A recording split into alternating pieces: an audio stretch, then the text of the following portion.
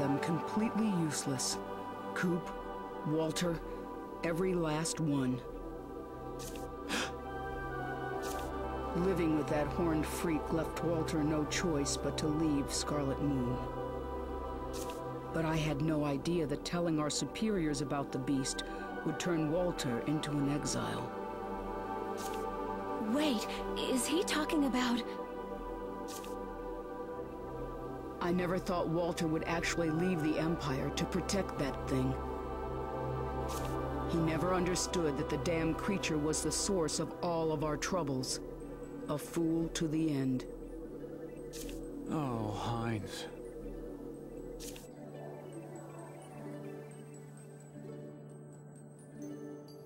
Jan.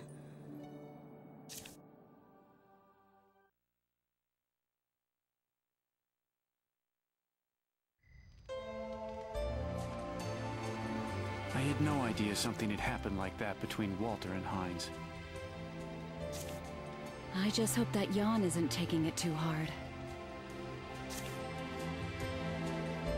I wonder if that was the only reason Father sought the cannons, spying for Scarlet Moon.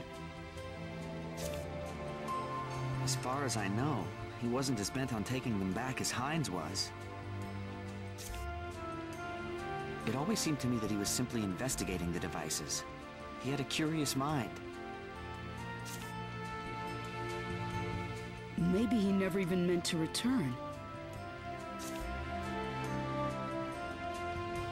After all, he couldn't go back with Jan. Maybe he just wanted to find out for himself. You may be right.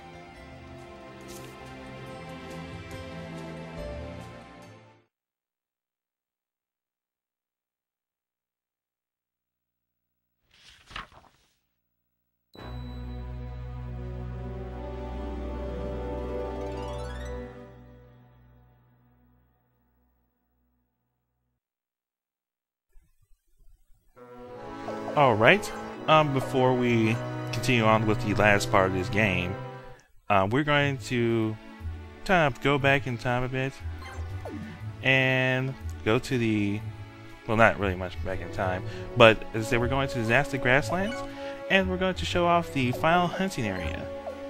This one has the most powerful ones that you're going to hunt down. This one also has some of the beasts that are going to be in one of the quests. You have to look for horned behemoths. They're here. As you can see, this is also a nice place to level up. Since you're allowed to have 12 people.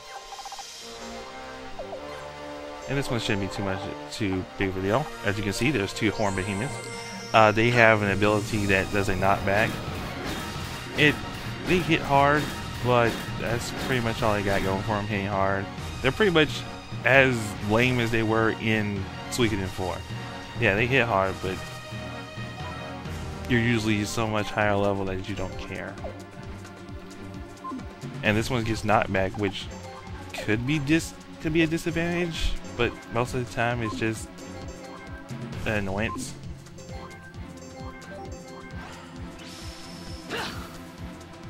At least in Final Fantasy Tactics, you can get knocked off something and actually take fall damage.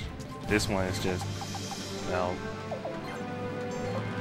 oh no, I have to move a little bit further this time. And also, since there's a wind elemental here, yeah, it makes it a lot easier. Of course, generally there won't be a wind elemental, and sometimes there's an earth elemental, but still, it's not that difficult. And before you go to the secret area, well, the last area in here that just popped up on the map, make sure you go to Graska and Haruna to equip your party. Make sure if you got to level 7 or 8 weapons, make sure you have those done for all the people you're going to have. Buy the runes that you're going to buy. I'm going to pretty much buy the best equipment you can buy for everybody. I'm talking about killer rings, counter rings, maybe killer orbs and counter orbs for your meleeists. Of course, for your archers, you want to get the hawk rune. with your casters, get the ones that they've been specializing in. Usually by the time they get to level 40 or 35, they usually have 2 or 3 that they can use very well. Of course, get the skills up. Make sure they've learned jump. Of course, if you've been following this along, of course they'll have jump by this time. You don't really need any support people because they're just gonna slow you down, because most support people aren't really that good for battle. They have useful abilities, but it's not worth bringing somebody in there. I will be giving Laszlo the Killer Orb as well. I suggest not giving anyone the Warrior Orb due to the fact that you're most likely going to get hit in the face a lot in multiple rounds. So that's just going to be more detrimental than anything else. Maybe if somebody had really good evasion, like Eugene, but I wouldn't bring him in either. It's quite possible to use him, but I wouldn't recommend it. I recommend using people who can die and withdraw.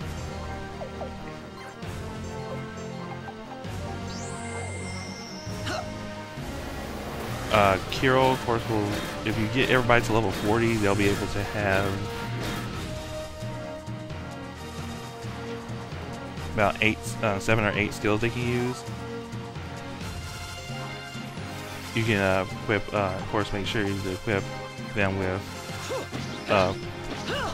well, pretty much everything we've given them so far.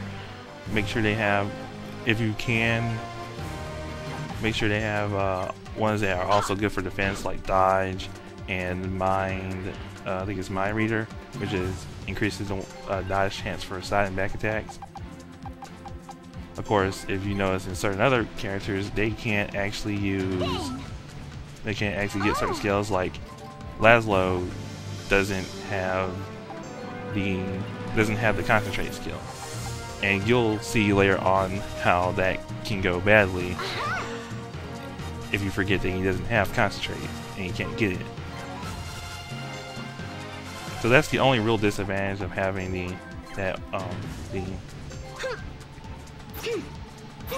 Room of Punishment, really. But usually you won't be using. I was trying to show it off then, but as you said, we picked up some items, and now we're going to go into the final areas of this game. See you then.